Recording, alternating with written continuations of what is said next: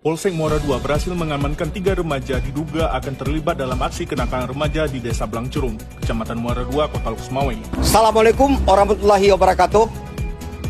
Terkini Humas Polres Lukmawe melaporkan hari Minggu tanggal 21 April 2024. Keberhasilan Polres Lukmawe tentunya Polsek Muara II. Terlihat di layar kaca Anda ada beberapa orang kenakalan remaja. Terjadi pada pukul 23 tadi malam. Bagaimana tentang kronologis kejadian yang akan disampaikan oleh Bapak Kapolsek Muara II, tentunya Bapak Ibdaroni, Sarjana Hukum, tentunya dengan quick response action.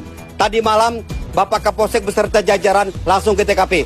Sekitar pukul 11, pukul 23 lewat 20 menit saya dapat telepon dari Pak Geci Blangcurung, yang mana beliau menyampaikan ada terjadi